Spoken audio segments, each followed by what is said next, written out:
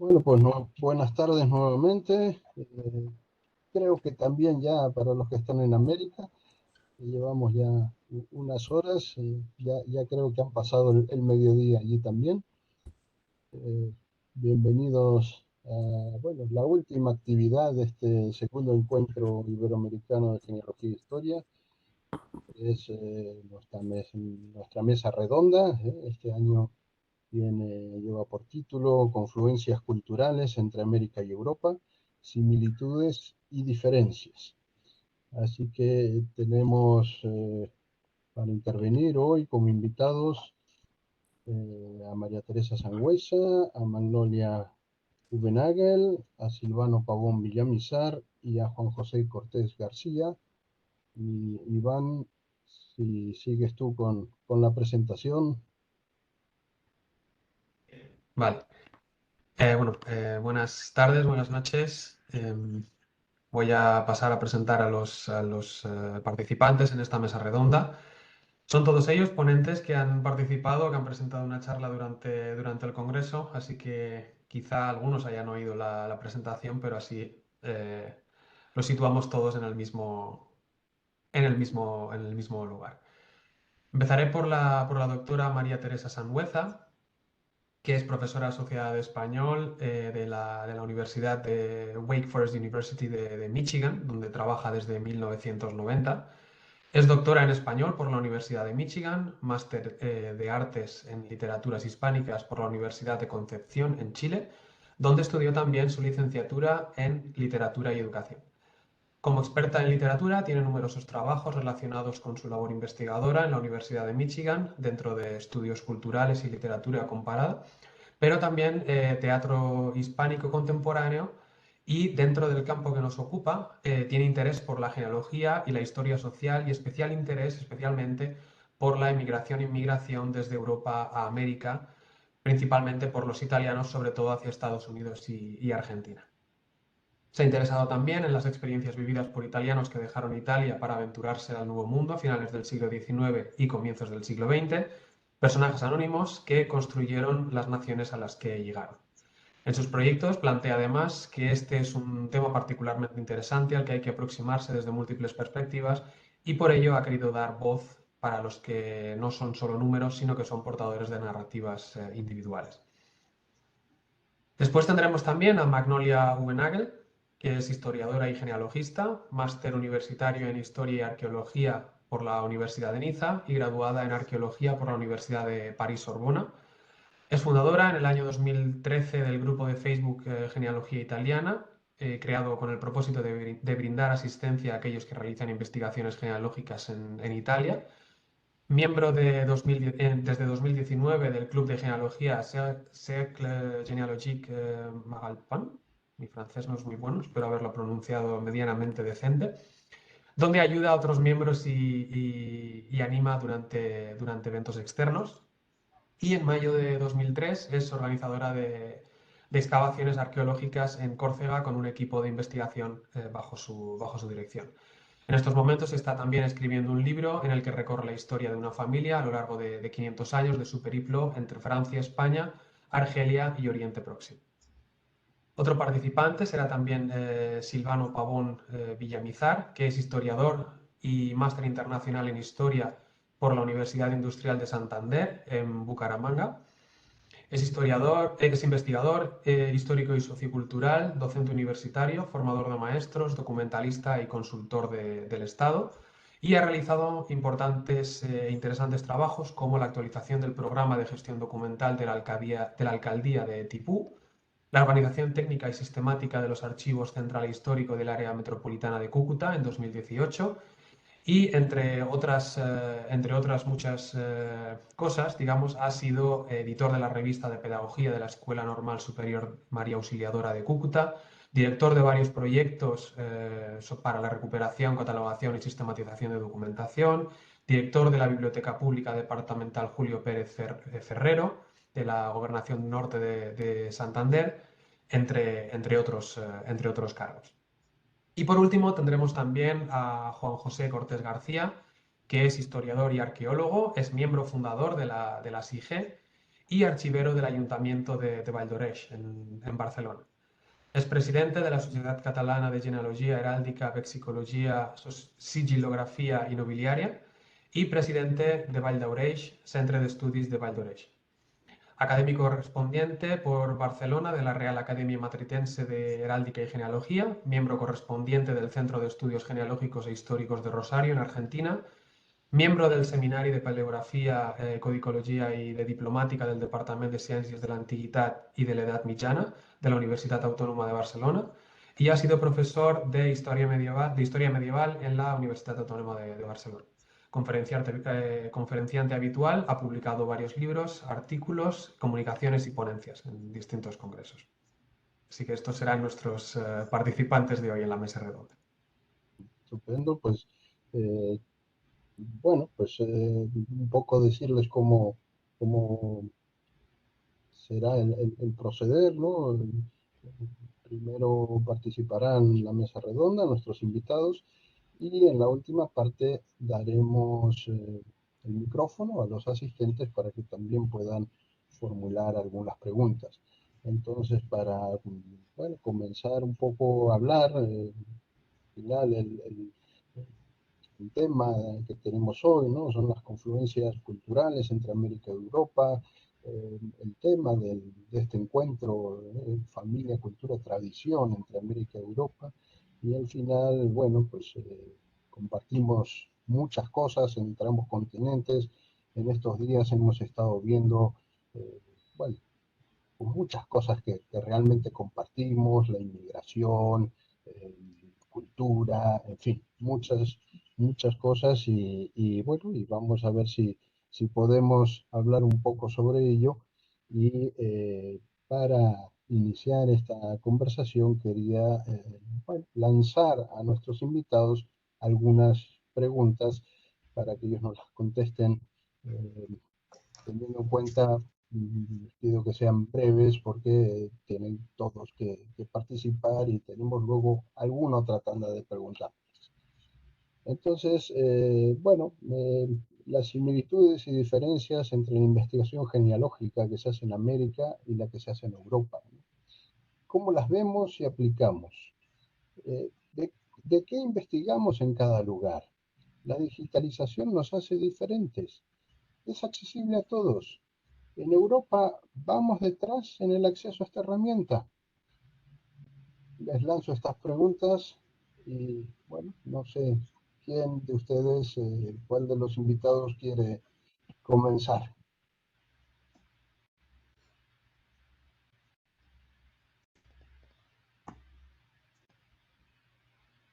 Ninguno se atreve a tomar la Nadie palabra. se lanza a la piscina. Silvano, quizás tú. Bueno, pues una de las cosas, pues, digamos, uno de los aspectos fundamentales para la investigación son las fuentes.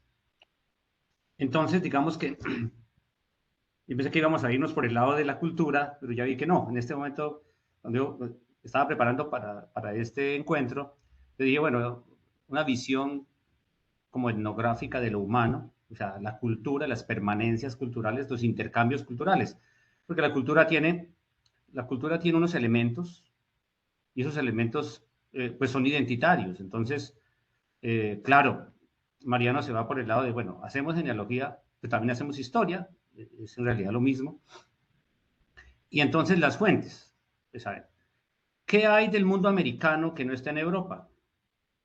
Pues, bueno, en realidad todo está en Europa también. Las fuentes para el conocimiento del mundo prehispánico, aunque muchas colecciones arqueológicas están allá. Entonces, no sé si ustedes sabían que para resolver el laudo arbitral entre Colombia y Venezuela en 1898, una de las, como un presente que le dio el gobierno de Colombia a la reina que intervino como árbitro fue las joyas quimbayas, el tesoro quimbaya. Bueno, entonces, allá en Europa hay muchas colecciones. En Alemania hay, por ejemplo, estatuas de San Agustín, mucha cerámica en los museos. Bueno, digamos que allá hay una muestra de las cosas significativas del mundo prehispánico, pero ahora del mundo moderno, del mundo hispánico. Entonces, compartimos los archivos, compartimos la lengua escrita, en este caso, pues hablada y escrita. Entonces, compartimos la memoria de lo que pasó en la construcción de América, que impactó, por supuesto, Europa. Entonces compartimos esos dos mundos. Ahí lo que estaba, y Mariano lo plantea, es para evaluar si en qué nivel de desarrollo de transferibilidad de los datos o de accesibilidad de los datos estamos, en qué nivel de desarrollo conceptual, técnico, teórico estamos, si estamos compartiendo los desarrollos, si hay transferibilidad de conocimientos para forjar esos ambientes. Pues estos encuentros lo hacen, ¿no?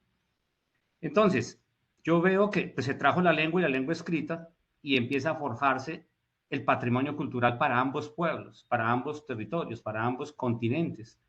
Y hoy el mundo hispánico está global, eso, y entonces es el acceso a las fuentes. Nosotros no podemos hacer historia de América y de nuestras ciudades si no consultamos el archivo de Indias, la Biblioteca del Rey. Eh, no. Y allá seguramente ustedes podrán hacer historias para España limpias sin tocar con lo de América, pero algo los conecta con América. Entonces nos unen, indudablemente, no solamente una lengua, una religión, un patrimonio cultural de la iglesia, sino que nos unen las herramientas básicas. Los colombianos tienen que ir a Europa a hacer doctorado. Es decir, hay unos intercambios. De hecho, también vienen españoles a estudiar acá. Aquí tenemos un amigo Sancho, que se quedó en la UIS, hizo su maestría, pero se quedó y después el doctorado y se casó y tiene sus hijos ahí y se quedaron. Entonces, los intercambios son en ese sentido. Yo lo veo muchísimo por el mundo identitario, por el mundo del patrimonio y ahora, pues, afinar un poco en las técnicas, en los métodos para que las genealogías vayan en lado y lado. Y de paso, lo que decía Mariano, tenemos a disposición las fuentes de todos, están todas en la web, están rigurosamente digitalizadas. ¿Y para qué? Para caminar, para construir un mundo que queremos construir tan hermano, tan junto entre Europa y América. Ya estamos de cuenta, pues, por cuenta de las herramientas y de la conectividad y de los intercambios realmente, es lo que yo veo.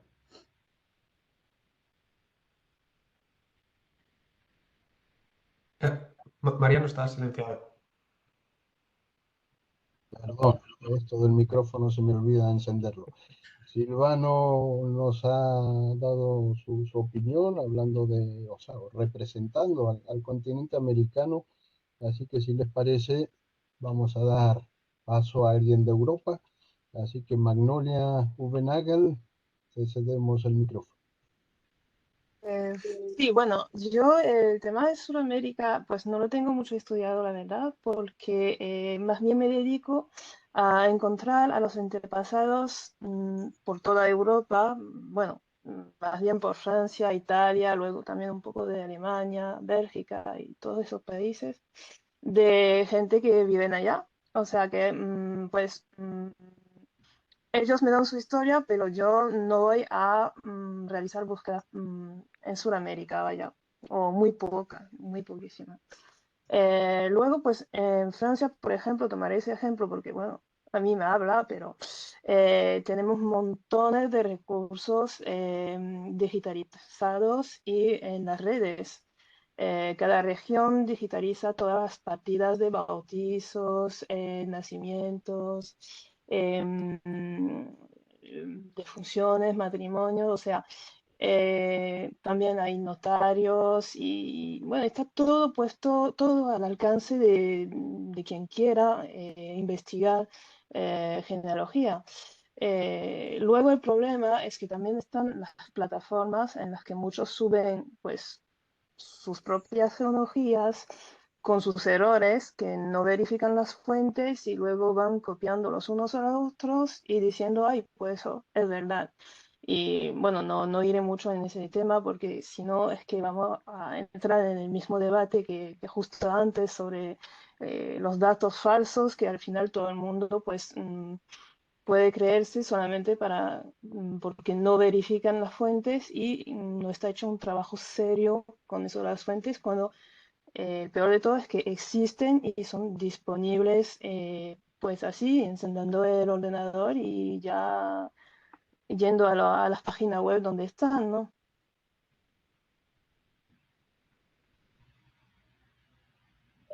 Es cierto que Francia tiene mucha cosa digitalizada, ¿verdad? Y una tradición genealógica importante también.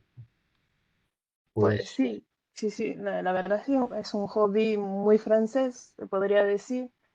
No sé yo, al menos aquí decimos eso.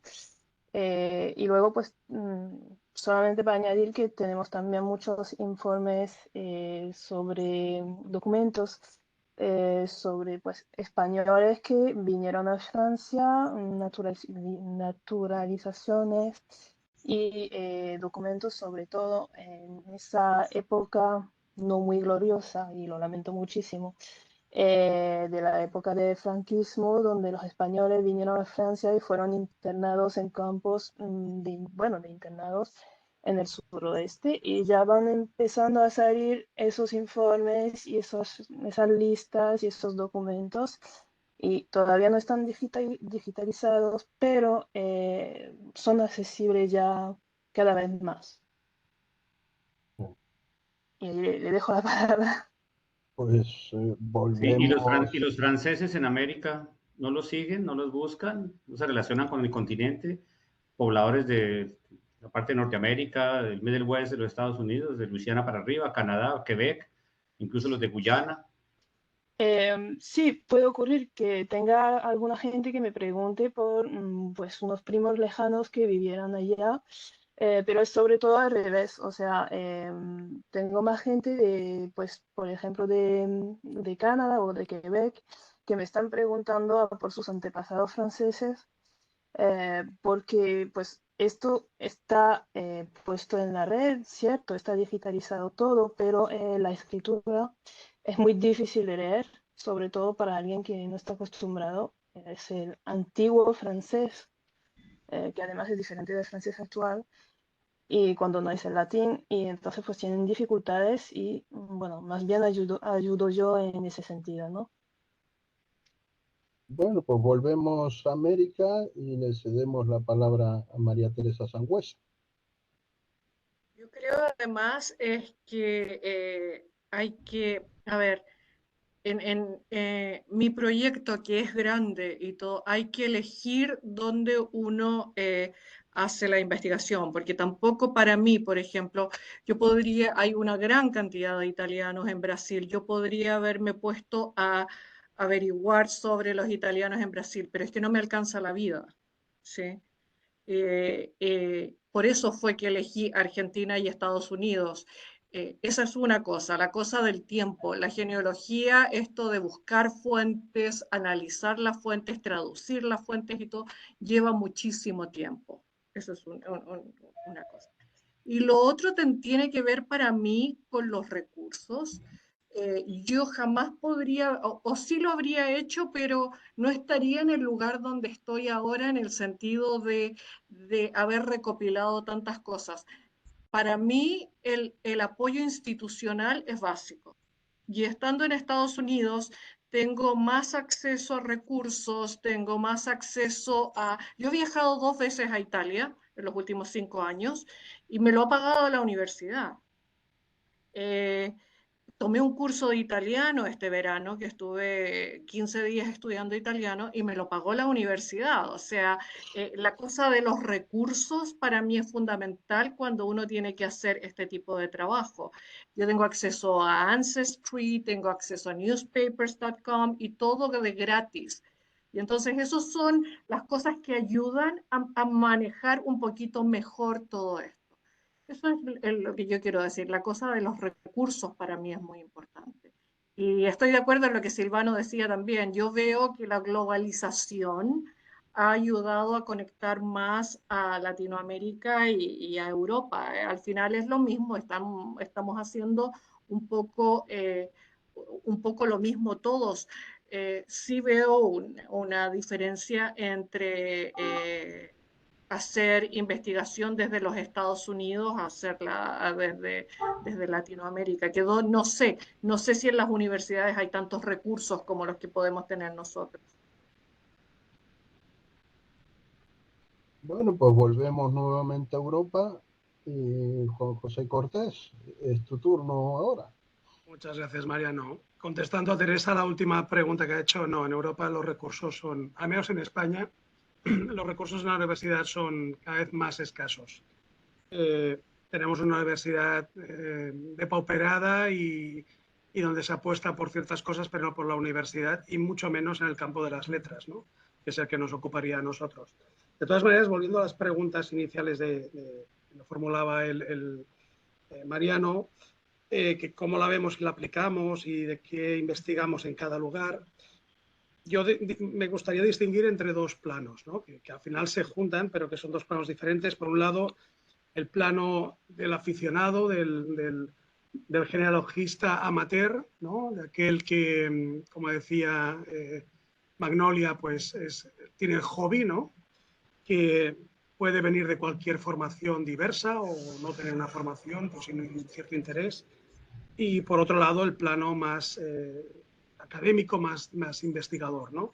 Respecto al plano amateur, yo creo que en el fondo en las dos orillas tenemos el mismo posicionamiento. Nos preguntamos quiénes somos, de dónde venimos, y esto nos hace en muchos casos pues, buscar a nuestros ancestros, y eso pasa tanto en América como pasa en Europa, desde el plano meramente del conocimiento familiar, del conocimiento de la historia familiar, de traspasar la historia oral a una historia documental y saber quiénes han sido nuestros antepasados.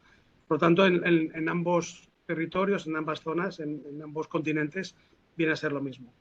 En cuanto al plano académico, sí que, menos en España, durante muchos años se ha producido una disociación, incluso un cierto recelo y una mirada por encima del hombro desde el mundo académico a los investigadores, que en este sentido también estoy de acuerdo con Silvano, hacemos historia de la familia en este caso, en todos sus planos. No se trata solamente de articular un esqueleto con una colección de nombres, eso no es genealogía, eso es otra cosa, pero no es historia. Nosotros en el fondo lo que queremos hacer es historia familiar, ¿no?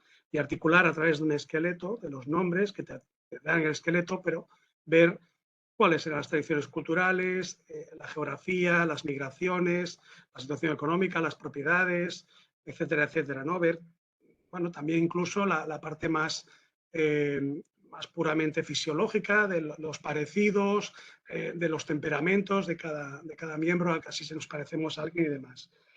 El mundo académico ha tenido siempre un recelo que poco a poco se va superando, en el caso de España por lo menos, pero que aún existen, ¿no? Y buena parte viene también por lo que se ha comentado en la conferencia anterior y que algunos de ustedes han manifestado, ¿no? Ese poco rigor que se ha producido por parte de muchísimos genealogistas, lo cual nos ha hecho proyectar una imagen perversa incluso de nuestra profesión, porque para mí también es una parte de mi profesión y de forma de investigar el mundo de la genealogía. En España se ha producido se ha popularizado en los últimos años la genealogía, ha habido un boom y un asalto a los archivos, lo cual ha generado también un recelo por parte de los archiveros que se han visto desbordados, y la digitalización ha favorecido el acceso por parte de muchísima gente, no solamente de amateurs, sino también de profesionales, al acceso a las fuentes, no solamente desde las instituciones civiles, sino también hay que reconocer en este sentido cómo algunos obispados y arzobispados han cogido el reto.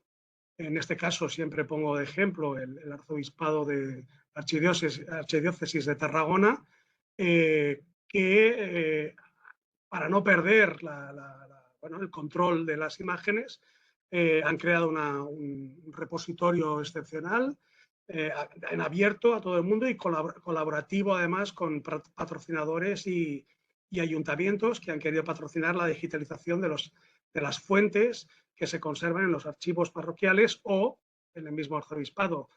Hay que recordar que en estas fuentes no solamente están los actos litúrgicos del bautismo, el matrimonio o la defunción, que serían fuentes básicas, sino que también se conservan muchos fondos notariales, dado que en las parroquias también actuaban como como notarios, ¿no? Y por lo tanto encontramos testamentos, capítulos matrimoniales, contratos de compraventas, toda aquella documentación que nos articula esta historia familiar y que hoy en día, pues, por suerte, el caso español cada vez es más accesible desde diferentes plataformas. ¿Cómo investigamos en cada lugar? Bien, yo creo que en el fondo los americanos, al final, como decía Silvano, tienen que recurrir a Europa, porque en la gran mayoría tienen todos antepasados o ancestros europeos, ¿no? Con lo cual, al final, tienes que recurrir a las fuentes, que las fuentes básicamente están en Europa, en papel o en pergamino, pero que también cada vez más se encuentran digitalizadas.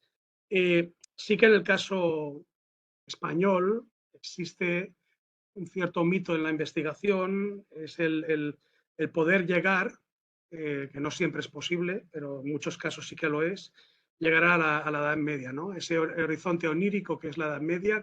Georges Duby hablaba del Far West, ¿no? Que es nuestro Far West europeo, es la Edad Media, y en muchos casos la investigación genealógica fácilmente, si encuentras las fuentes, no se han perdido los archivos, se han quemado porque las guerras han destruido muchísimo. La Guerra Civil Española hizo mucha escabechina en este sentido. Al menos en el caso catalán, no es difícil poder llegar tranquilamente a los siglos XIV y XV y a veces incluso hasta el siglo XII y XIII. Por lo tanto, aquí hay un horizonte diferente, pero que en el fondo, desde el punto de vista americano, si llegan a poder conectar. También Henning, en la tertulia de la conferencia anterior, hablaba de esas lagunas, ¿no? De cientos de años que se producen, en el caso que hablaban del intentar encontrar las líneas sefardíes. Aquí también nos pasa muchas veces, ¿no? Ya sabemos que desde el Concilio de Trento existen los registros, también existen anteriores, pero no siempre era obligatorio, y eso nos da a veces una laguna para poder llegar, a no ser que sean de unas ciertas casas no nobles, no hace falta ser noble para poder llegar a la Edad Media, el caso hispano, al menos en la mitad norte de España, para poder llegar a genealogías de labradores, simplemente labradores, en la Edad Media. No sé si sitúo un poco las preguntas y dejo alguna. Vamos por detrás en Europa en acceso a las herramientas tecnológicas y digitales. En el caso español, yo creo que en los últimos años ha habido un esfuerzo muy grande por parte de todo el mundo, incluso de colectivos de voluntarios, en la digitalización y en el poder hacer accesible no solamente las imágenes, sino también bases de datos, indexaciones, y por lo tanto no creo que estemos tan atrás en estos momentos. Bueno, pues muchas gracias. Tomando también el relevo de algunos temas que se comentaban ahora, como puede ser el de la digitalización o el de tener que acudir a Europa desde América para consultar archivos, y también relacionándolo con la última presentación que hemos tenido hoy, me surge el tema de la falsificación de documentos. Y la pregunta sería si es más fácil falsificar desde América debido a que no se tienen los originales cerca no sé, los archivos no están en América. ¿Es más fácil la falsificación en este sentido? Si alguien de los ponentes quiere empezar, podemos hacer la ronda al revés, si queréis. Podemos empezar por Juanjo y... Pues empiezo yo, no hay ningún problema. Vale. Yo creo que es tan fácil o tan complicado, depende cómo lo quieras mirar, pero yo creo que es tan fácil generar documentación falsa en América como aquí en Europa. De hecho, conozco algún caso, no para conseguir naturalizaciones por la vía sefardí, sino conozco casos.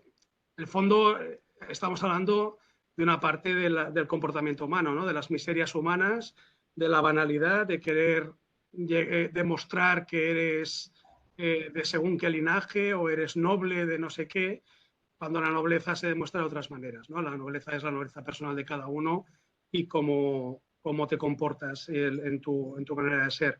He conocido algún caso muy cercano.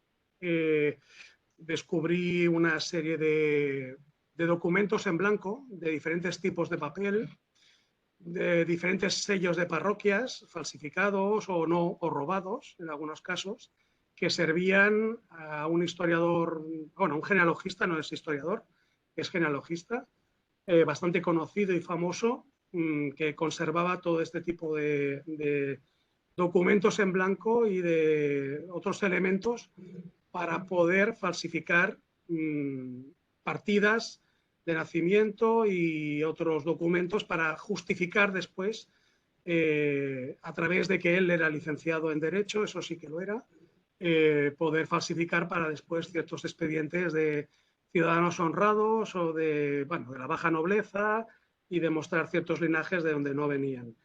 Y también existe, y conozco, el caso de dos genealogistas conocidos en el ámbito español, que tuvieron una disputa pública muy importante por la falsificación de una baronía, el título de una baronía en concreto, y por lo tanto se producen tanto en América como en Europa, en España, estos casos de falsificación, y es fácil, es relativamente fácil si dispones un mínimo de cosas, y no es tan difícil conseguirlo, en cualquier anticuario o en Barcelona, en Los Encantes, puedes encontrar papeles del siglo XIX, del siglo XVIII, muchos casos sin escribir todavía, con lo cual pueden después falsificar a través, en el caso del siglo XIX y principios del siglo XX, con máquinas de escribir antiguas, hacen certificaciones.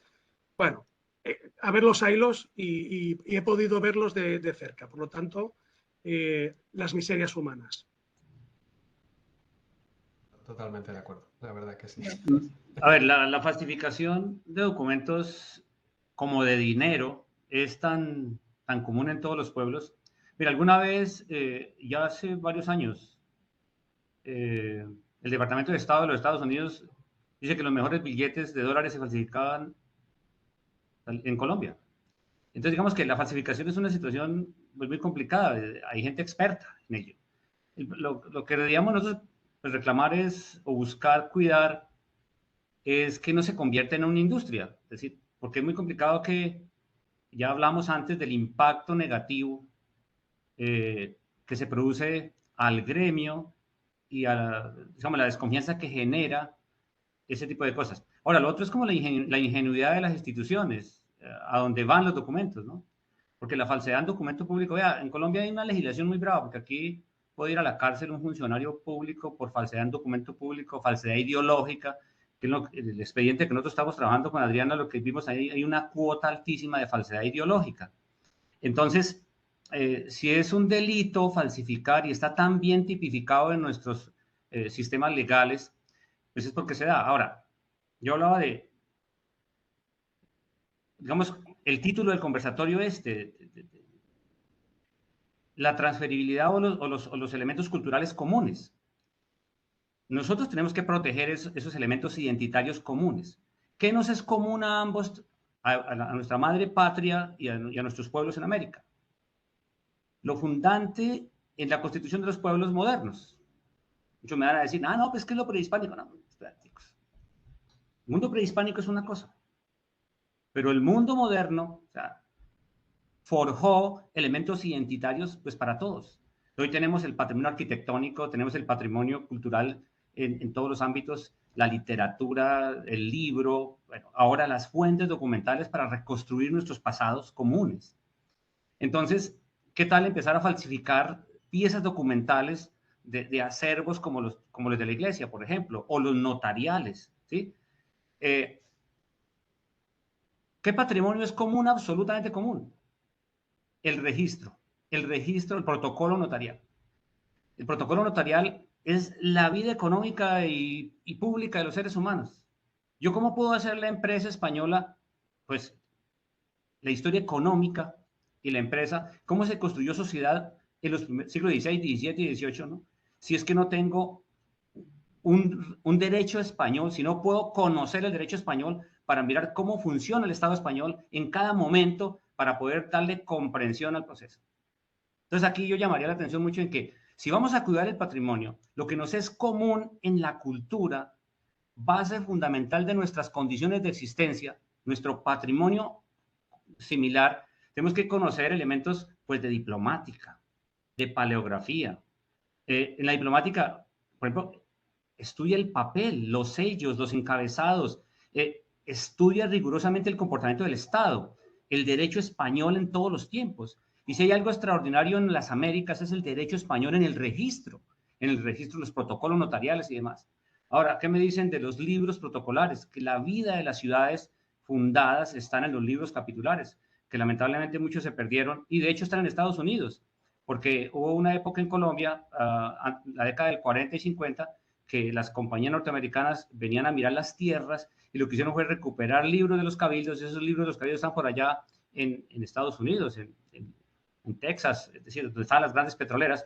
Tal vez alguna vez los recuperemos o ellos se encargaran de publicarlos, ¿sí? Porque entonces ese gran patrimonio, fuente para la genealogía y fuente para la historia, debe ser protegido por todos los investigadores. Entonces es como que estas hermandades que funcionan nos sirvan para valorar los intercambios de patrimonio cultural, en este caso fuentes documentales, patrimonio bibliográfico y demás, y también generar la posibilidad de valorarlo y protegerlo, proteger las entidades. Finalizo con esto.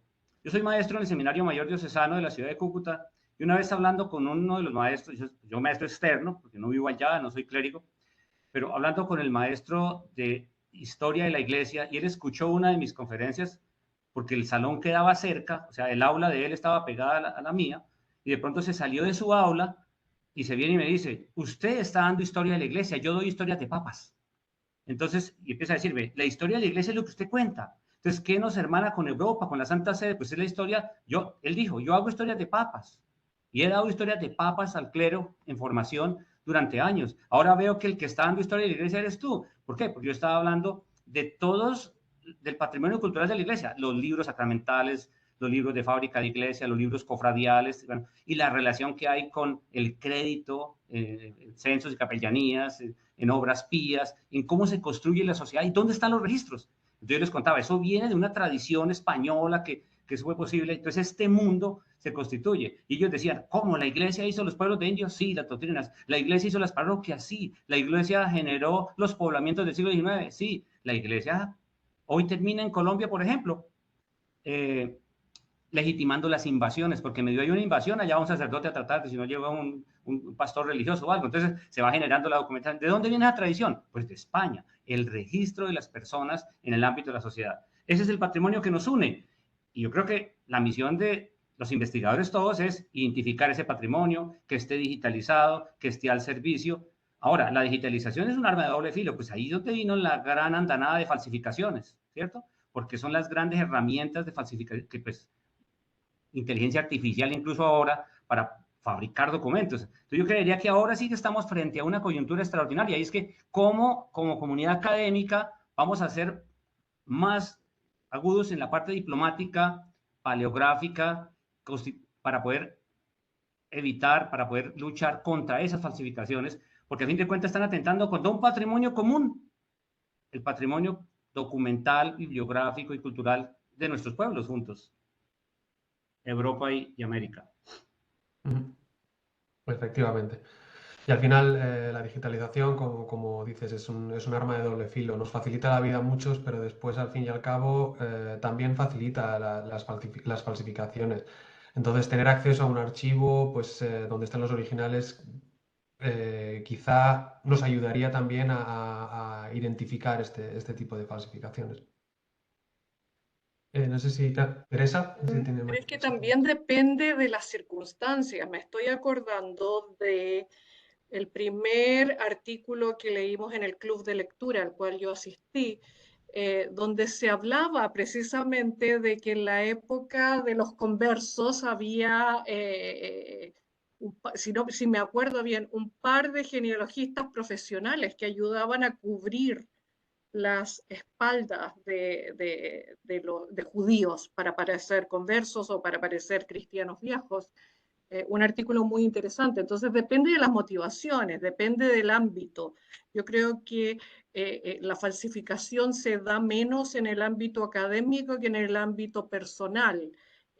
Quizás en estos momentos en los cuales hay tanta gente que está buscando la ciudadanía europea, para ciertas personas va a ser más fácil falsificar cosas, depende de las motivaciones que tiene el individuo detrás. Yo, por ejemplo, no publico absolutamente nada que sin poner de dónde viene y sin preguntarle a algún bibliotecario experto en derechos de autor si se puede hacer o no se puede hacer. Pero no sé si todo el mundo actúa así. Por lo tanto, no podemos olvidar las motivaciones que hay detrás de por qué la gente hace ciertas cosas. ¿Motivaciones euros, dólares, por ejemplo? Motivaciones en el sentido de si necesito sacar la ciudadanía italiana porque en mi país no va bien, o si necesito irme de mi país y todo, y estoy desesperada, ¿por qué no voy a tratar de conseguir un documento falso? O sea, es que detrás de todo esto están las motivaciones y yo no sé si será un asunto de dinero. En esa época, en la época de España, de los judíos conversos y de que los reyes católicos estaban echando a los judíos y todo, era un asunto de vida o muerte. Entonces, Sí. a eso voy cuando digo de motivaciones. Mi motivación, por ejemplo, para hacer genealogía es totalmente distinta a alguien que quiere conseguir la ciudadanía. Ahí está el detalle. Claro, motivaciones, para mí la palabra motivación es básica en todo esto de alterar documentación. Así es. No sé si Magnolia quiere hacer alguna otra aportación. Sí, bueno, yo quería añadir también el hecho de los documentos que al ser pues reales, hechos con buena fe de parte de los notarios, porque he trabajado en una oficina de buscadores de herederos, ¿no? O sea, para herencias, y allí también hablamos de motivaciones, ¿no? De falsificación. Los documentos con los que se establecen los derechos de cada individuo en propiedades, por ejemplo, bueno, en edificios o terrenos y todo eso, son actos del notario, ¿no? Luego nos encontramos varias veces con que el notario de 1850 por allí pues fue engañado por la familia que falsificó documentos por su parte y ese notario produjo un documento que es totalmente real, que no es falso, está producido de parte de un notario y no está falsificado porque está basado bueno, en partidas, en documentos que el notario creía a su vez reales, ¿no? Y no falsificados. Y bueno, es muy importante pues verificar incluso cuando uno está casi seguro o seguro de que su documento o el documento que está estudiando está completamente real y no falsificado, pues siempre, siempre buscar incluso buscar la prueba de que no está falsificado ese documento, ¿no? Efectivamente. Sí, al final siempre las falsificaciones no se hacen siempre de mala fe. Hay veces que se cometen simplemente por una mala interpretación o por un error documental. Vale, voy a lanzar ahora una serie de preguntas a los participantes que dejaré abiertas para que puedan debatir libremente y después ya posteriormente abriremos el turno a la participación de todos los asistentes. Entonces, las preguntas que me gustaría lanzar son, la primera de ellas es si todo empieza y acaba en Europa. Es decir, ¿acaban siempre los americanos llegando a Europa en su genealogía? ¿Y es más fácil la genealogía de un europeo porque las fuentes están todas en el mismo continente? La siguiente pregunta sería, ¿hacia dónde camina la genealogía en nuestros continentes? Y por último, ¿qué balance hacen en cada uno de sus países de la genealogía genética? Pueden empezar a hablar libremente sobre estos temas.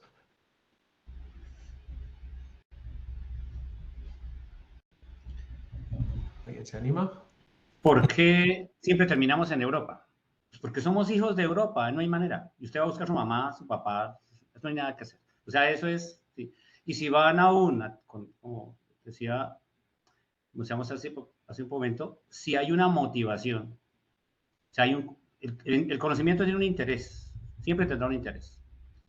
Algunos casos estratégico, instrumental, o sea, el dinero. Ahora, en América hispánica, pues, en Hispanoamérica, ninguna genealogía va a estar completa si no llega hasta el origen y tienes que ir a Europa. Lo otro son las fuentes. Compartimos fuentes desde bien avanzado el siglo XIX. Entonces, hay que ir a Europa por algunas fuentes. Porque hacer genealogías de los últimos añitos, pues, yo cojo un libro, unos archivos bautismales y me voy de para abajo y llego hasta donde están los registros, mediados del siglo XVIII, qué sé yo. Pero ahí quedo en el aire. Si quiero seguir, tengo que ir a Europa. Entonces, no es que la genealogía llegue infaliblemente a Europa, sino que es que la mitad está allá. Eso por un lado. Ahora, por otro lado, yo tengo que advertirle a todos, de verdad que nosotros estamos muy rezagados todavía en los temas de digitalización, porque lo que digitalizaron los mormones, que hoy es Family Search en esa plataforma tan extraordinaria, eso no llegó hasta unos años y muchas parroquias no entraron, pero, por ejemplo, los archivos arquidiocesanos, que yo consulto muy, muy seguido, no todas las series documentales están, o sea, no todas. Ya lo noté antes, fábrica de iglesias, censos y capellanías, obras pías, incluso a veces no están las informaciones matrimoniales, a veces se quedaron, no les permitieron digitalizarlas, bueno, porque es que esta digitalización se hizo en los años 90, ya las últimas son otra cosa, que ya los obispados ya han negociado directamente y se están avanzando en ello. Ahora, archivos notariales no todos se han digitalizado y se digitalizaron por los años 1930, 1940 más o menos. Y de ahí para arriba, no. Entonces ya estamos en una franja muy amplia de archivos no disponibles.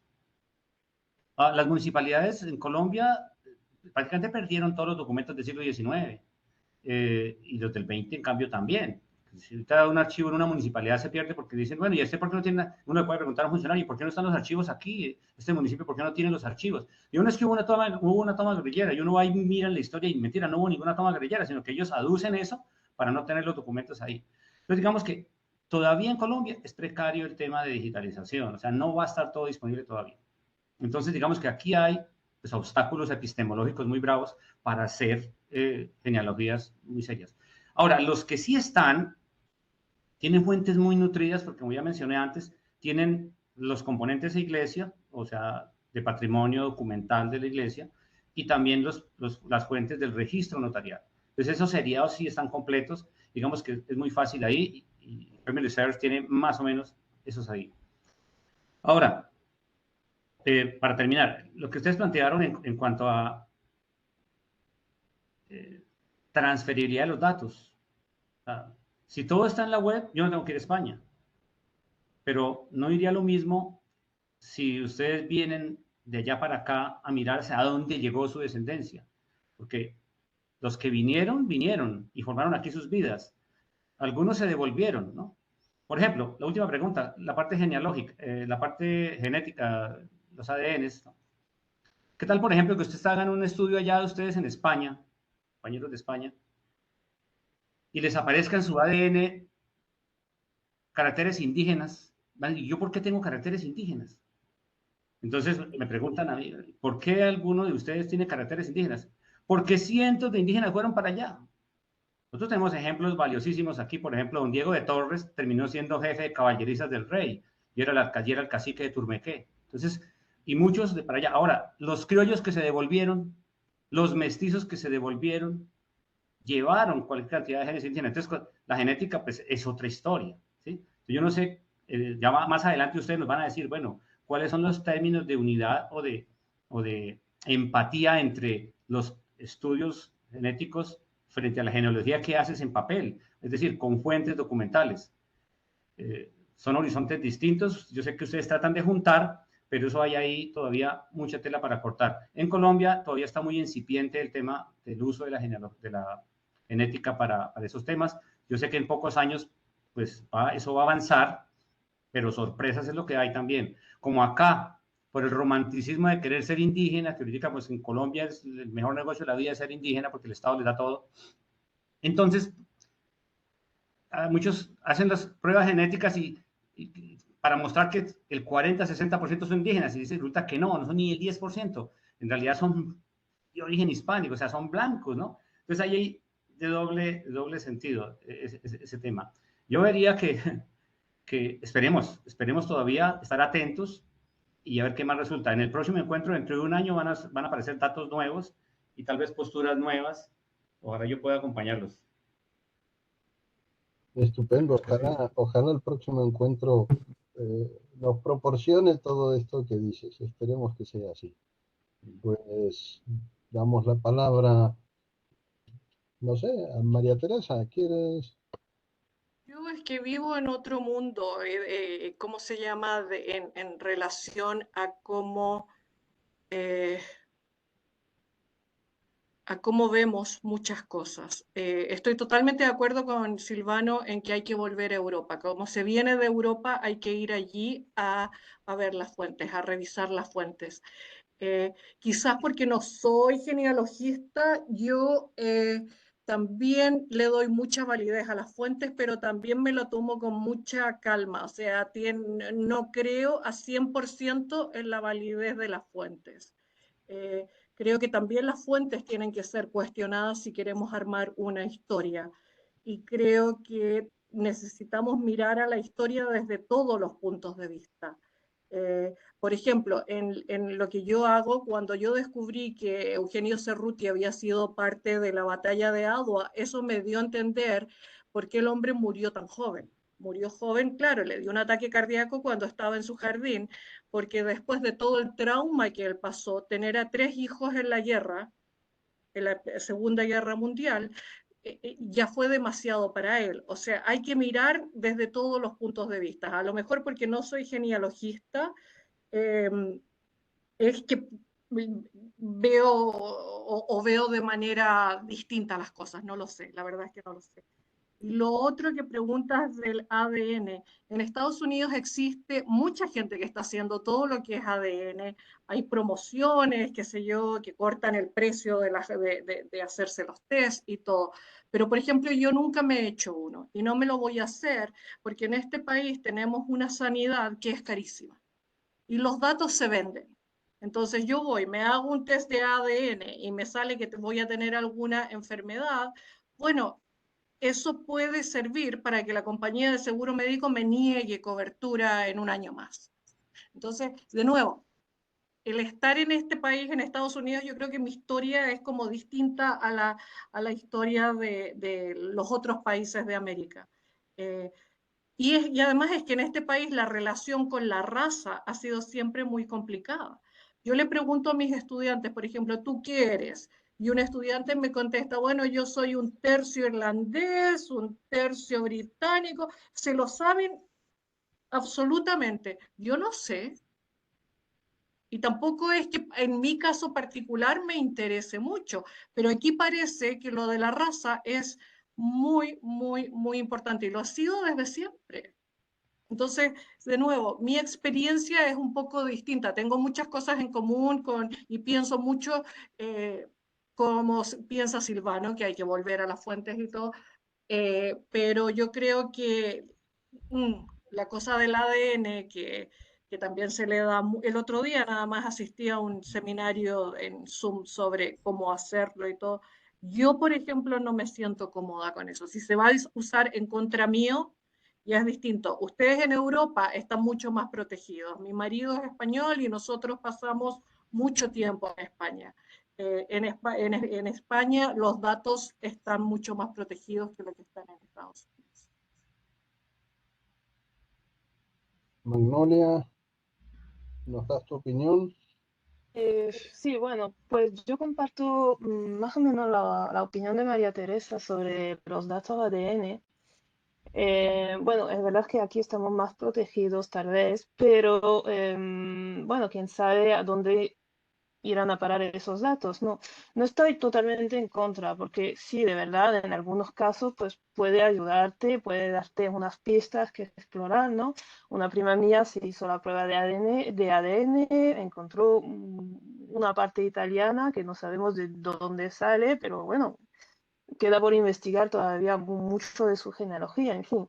Lo que pasa es que aquí, no sé yo, en los otros países, porque no lo tengo muy estudiado eso del ADN, la verdad, En Francia, sobre todo, los que lo van haciendo son las personas que tienen antepasados que no pueden conocer. O sea, una madre que da a luz a un hijo de quien se desconoce el padre, o niños que nacen, yo no sé cómo se dirá en español, aquí decimos bajo X, ¿no? O sea, nacen sin padres, son abandonados al nacer y luego van y se hacen las pruebas de ADN para tal vez intentar encontrar una familia, unos familiares al menos. Bueno, puedo entender que eso en algunos casos pues ayude a la gente, luego también trae sus problemas, o sea, luego familias pues, que no quieren tener nada que ver con esas personas y muchas historias, ¿no? Bueno, hay cosas en favor y otras muchas en contra, digamos. Claro, es perfectamente comprensible. Sí, retomando la Algo, pregunta, una de las preguntas, si todo empieza y acaba en Europa, hombre, todo empieza, no sé si acaba, pero por lo menos hay muchas cosas que pasan por América, en el sentido de que incluso los que vivimos en Europa actualmente, tenemos en muchos casos ramas familiares que se han quedado en América, antepasados que han pasado por América, en mi caso han pasado por Chile, Argentina, Brasil y Uruguay, diversas ramas familiares, con lo cual los europeos también debemos consultar fuentes americanas de ese rastro que han dejado nuestros antepasados en las generaciones que han estado en el continente americano. Por lo tanto, yo diría que ahí se produce una relación que lo ha marcado la historia de las migraciones. Esto va por barrios, en los momentos económicos que cada país vive o que cada continente vive, pues conllevan esos trasvases de población y de personas buscándose la vida. Y en este sentido, pues algunos han enraizado en mi familia, han enraizado en América y permanecen allí y otras han vuelto para Europa y descendemos, con lo cual también tenemos que consultar las fuentes americanas para poder desarrollar nuestra historia familiar, nuestra historia genealógica. En el caso español también tenemos un problema grave, que es el que antes Mariano en una de las tertulias lo ha dicho, que es el registro civil. El registro civil se ha vuelto casi hermético. Sí que puedes pedir, pero como digas que eres genealogista, vamos, te ponen cruz y raya y no te disparan porque no van armados, como en Estados Unidos, pero prácticamente te pegarían un tiro. También por ese boom, que es también parte de la siguiente pregunta, que hacia dónde va la genealogía en nuestros continentes, en el caso español por lo menos, ya hace años que va y cada vez más va hacia una popularización, cada vez es más popular el mundo de la genealogía, más democratizada, por decirlo de alguna manera, que es un término que se utiliza mucho, pero eso también dificulta en la imagen porque muchos de estos aficionados a la genealogía desde un punto de vista popular no tienen una formación y ahí jugamos un papel importante las diversas entidades y asociaciones genealógicas de formar a todas estas personas que quieren adentrarse en el campo de la investigación, no tanto en la metodología, sino también en el conocimiento paleográfico. Aquí es muy fácil irte tranquilamente al siglo XVIII, eso, vamos, es ayer mismo para un genealogista, y ya se encuentran con graves problemas de paleografía el profano que intenta investigar. Por lo tanto, en ese sentido, tenemos un deber como institución, en este caso como la SIGET, pero también el resto de entidades genealógicas, el formar a todas estas oleadas de nuevos genealogistas, de esta genealogía popular que existe y que cada vez está en un mayor aumento. Por otro lado, también se está produciendo una profesionalización de la genealogía en España. Cada vez hay más genealogistas profesionales, entre comillas, lo de genealogista profesional, pero bueno, para mí es un historiador como tal, a no ser que tengas otros intereses, que a ver los haylos, y Mariano y yo conocemos algún caso de que bajo el epígrafe de genealogista se ocultan terapias y otras circunstancias un tanto, bueno, que no corresponden exactamente al oficio de investigador, historiador, etcétera, etcétera, ¿no? Y también quisiera recalcar un tema de hacia dónde va la genealogía en el ámbito español, por lo menos, y sé que también pasa en otros países de Europa, que ayer Ricardo Restarazo ya nos lo expuso, que es el tema del negocio en torno al turismo genealógico.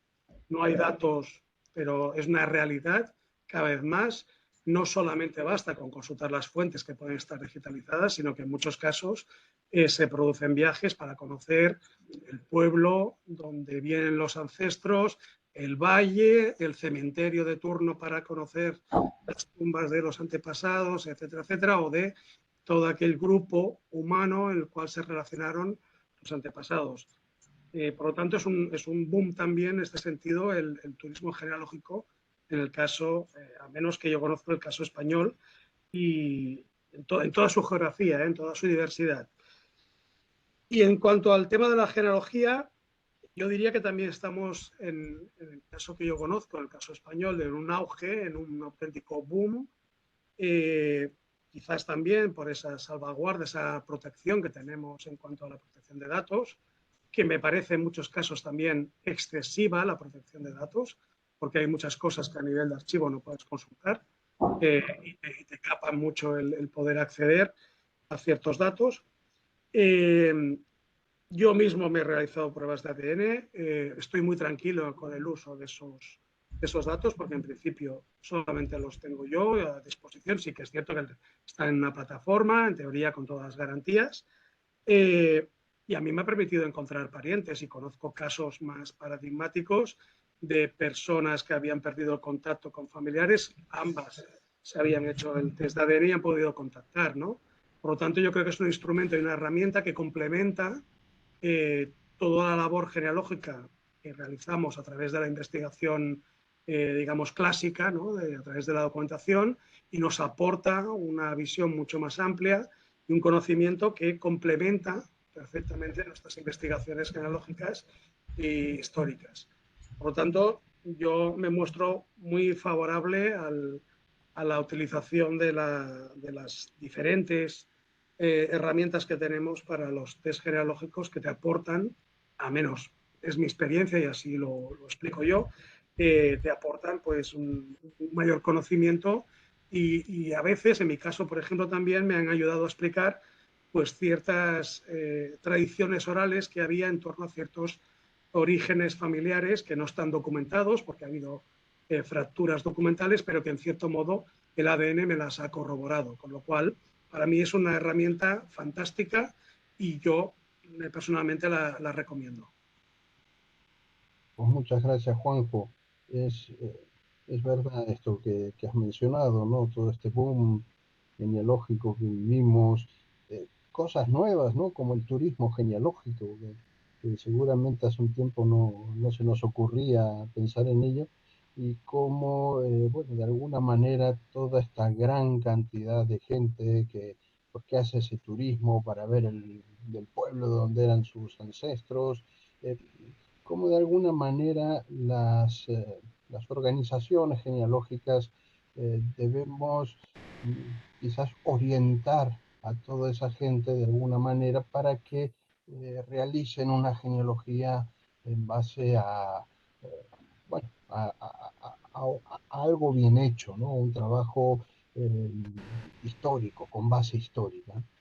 Eh, es algo que me parece a mí. Bueno, pues si les parece, pasamos a dar el micrófono a nuestro público asistente para que puedan hacer ellos también sus preguntas. Y María Emilia Naranjo tiene ya la mano levantada, así que María Emilia, cuando tú quieras.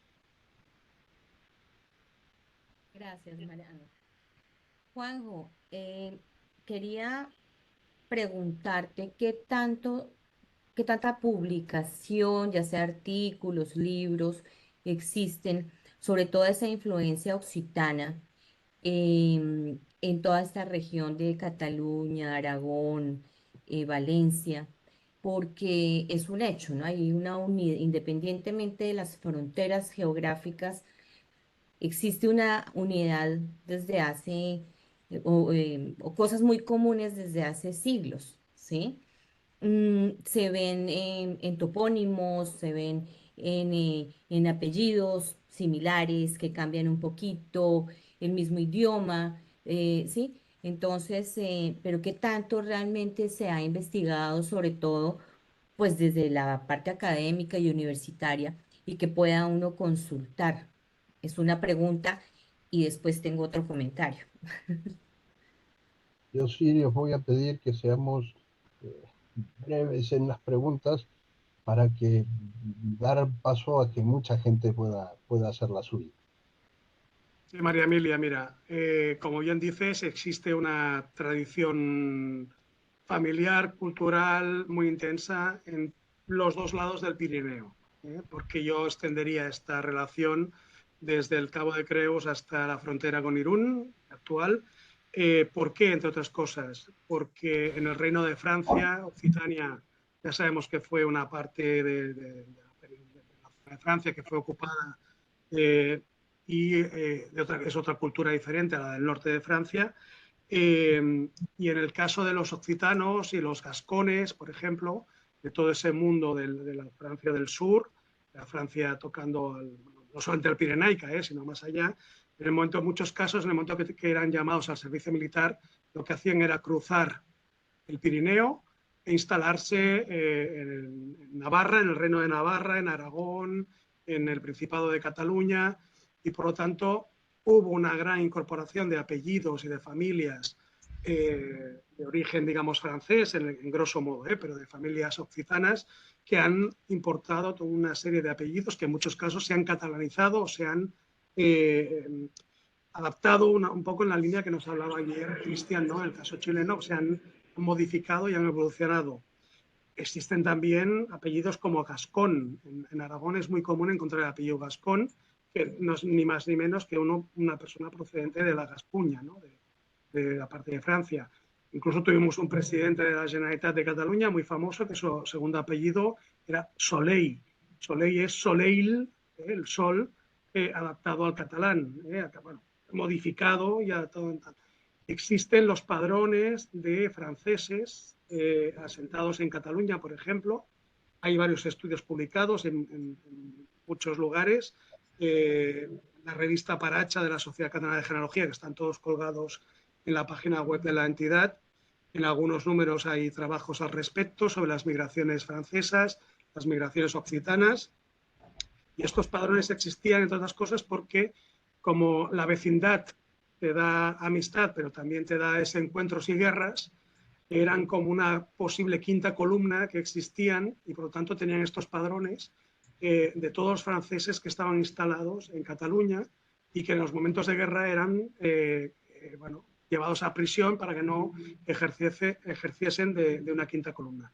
Existen muchas publicaciones, muchos estudios, dependerá un poco de la zona que busques, pero hay muchos trabajos y después existe un aspecto que no hemos tratado, que existen muchas monografías locales y muchos centros de estudios locales con publicaciones no solo monográficas, sino también revistas especializadas que periódicamente van publicando artículos en donde aparecen, entre otros fenómenos, el de las migraciones occitanas en sus poblaciones y los registros de estas emigraciones. Gracias.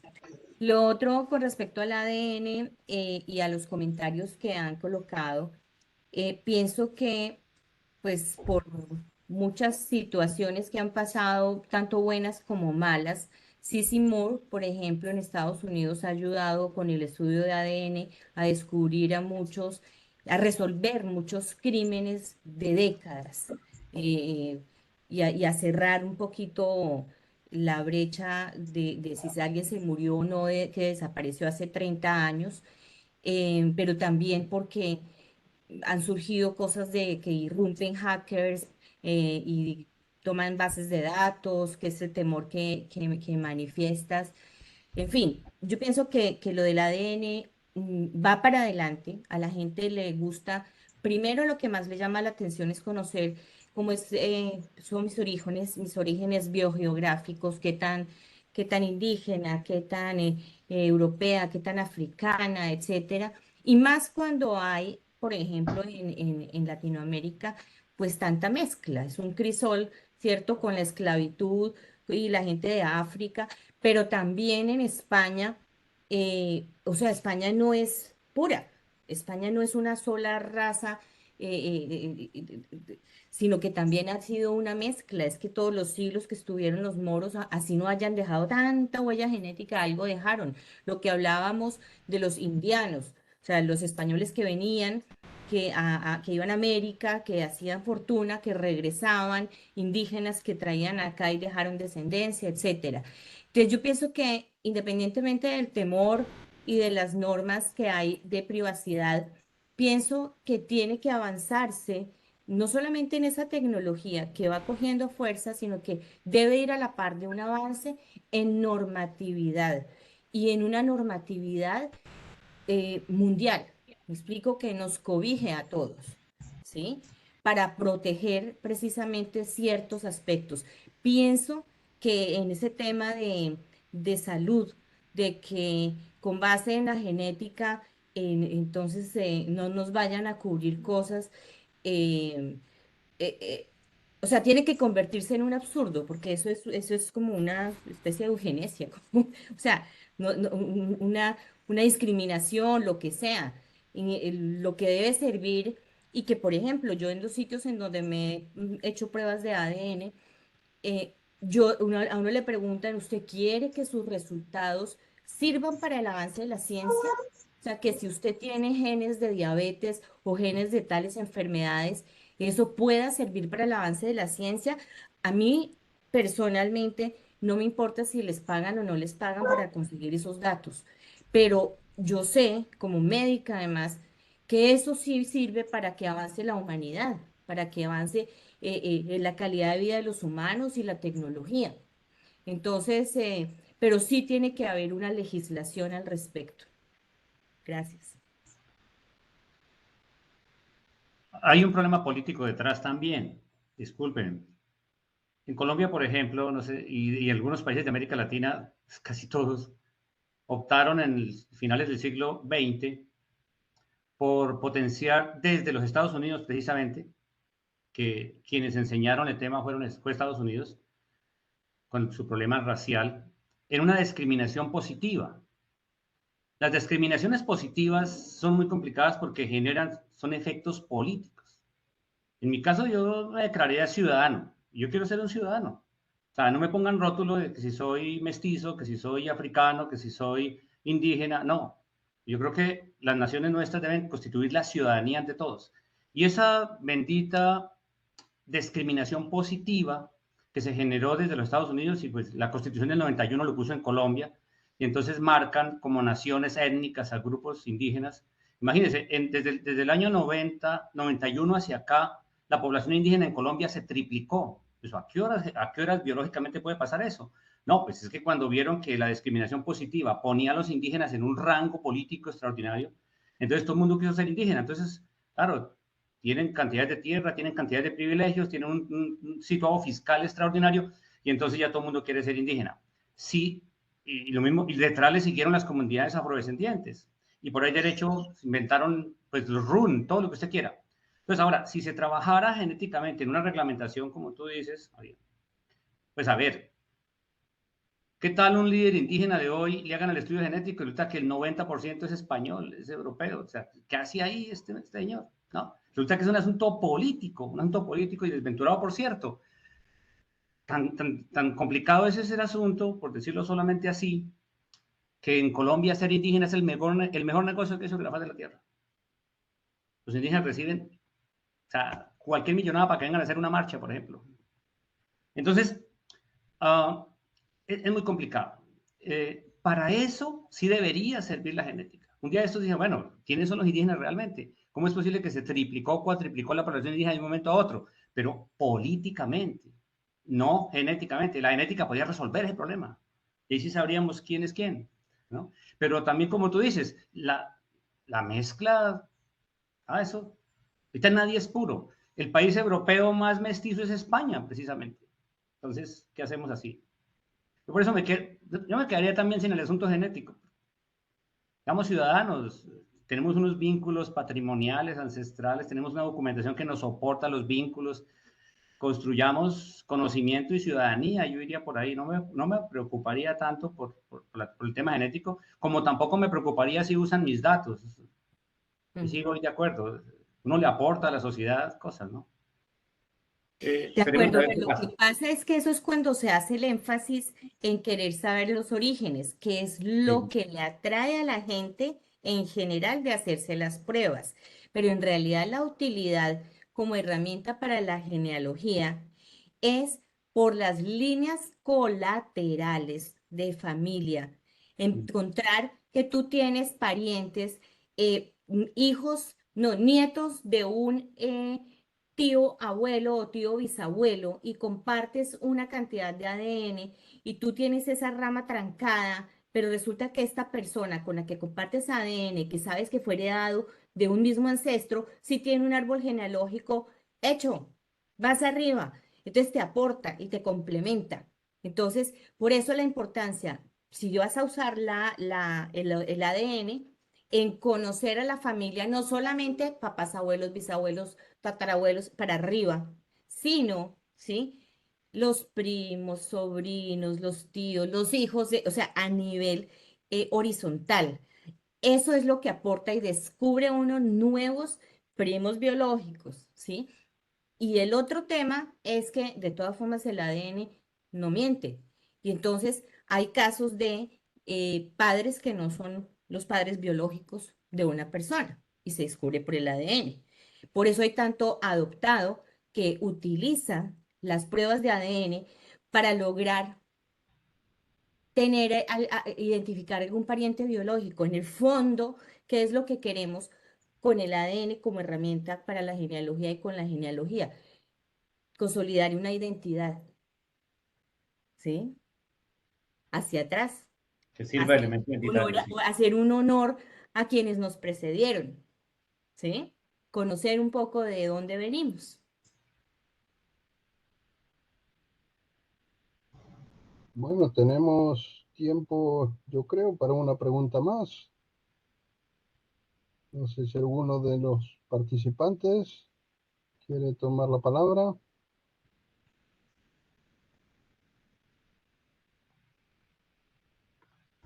No tenemos. Bueno, pues me atrevo yo entonces. Bueno, a mí me gustaría preguntarles, ¿no? Porque esto hemos hablado un poco de las relaciones entre América, entre Europa, y, y también hay uno, a mí yo siempre he tenido un poco la sensación de que los genealogistas americanos, incluso a través de sus propias instituciones americanas, tienen como cierto en más, ¿no? Digamos, tienen en más a los genealogistas españoles, o a las instituciones genealógicas españolas. Y a mí me parece que hay muchos trabajos americanos, incluso no actuales, sino de hace varias décadas, muy interesantes, con un alto nivel, que nada tienen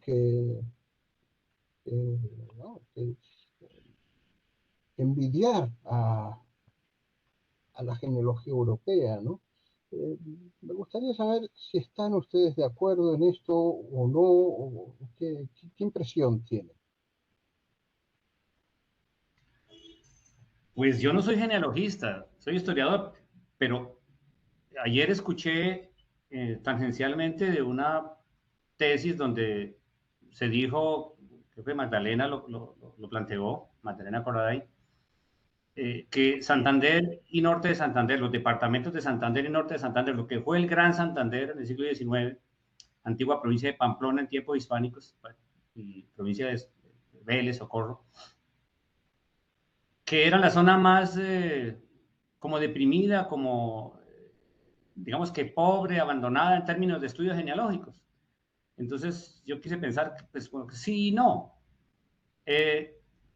Sí, hace falta muchísimo, de hecho sí, digamos que es incipiente, pero yo sí me atrevo a rescatar genealogistas, estamos como recogiendo las palabras de Mariano, como el doctor Rafael Eduardo Ángel Mogollón, porque él hizo buenos trabajos y sumamente juicioso, sumamente riguroso, porque él fue a España a armar sus procesos porque tocaba ir a España, no estaba digitalizado todavía cuando él trabajó, y había que ir a España, se pasó años en España, hizo incluso una maestría allá, bueno, y trajo pues, como los elementos que necesitó para terminar de armar lo que iba armando acá, y empezó a hacer genealogías que yo lo que veo es que vamos a tener que publicarlas de nuevo, porque yo creo que les van a aportar mucho, porque están por allá en y eso, pues muy locales, muy regionales. Ahora, como bibliografía, yo encuentro trabajos que a mí me han servido como fuente secundaria desde mediados del siglo XX. Hay un historiador ocañero que es Luis Eduardo Páez Corbel, y Luis Eduardo Páez Corbel hizo unos trabajos muy, muy especiales de los conquistadores de Ocaña, fundadores de Ocaña y de Pamplona. Bueno, incluso vi un historiador tan robusto como el doctor Armando Martínez Garnica con un diccionario de pobladores, y esa revisión que han hecho sistemática de los catálogos de viajeros, digamos, que ahora estamos revisando incluso, porque estando la documentación en pares, uno puede ver lo que se publicó, lo que se imprimió en los tomos de viajeros, y uno puede ir al documento y ve que hubo problemas de transcripción, bueno, y sí los hay. Entonces, en conclusión, es posible que el trabajo genealógico esté mucho más avanzado en lo teórico, en herramientas, en documentos, pues en Europa. Pero yo creería que a pesar de que somos un poco más atrasaditos en el tema de digitalización y de fuentes disponibles, hay mucho potencial para que se haga buena genealogía pues aquí en América. Y es como tú dices, Mariano, pues la cosa es que hay que poner más en circulación los documentos existentes. Yo creería que tenemos, ya me dejaron ustedes la inquietud, digitalizar los textos de Páez Corbel, por ejemplo, que están por allá en las bibliotecas que nadie visita.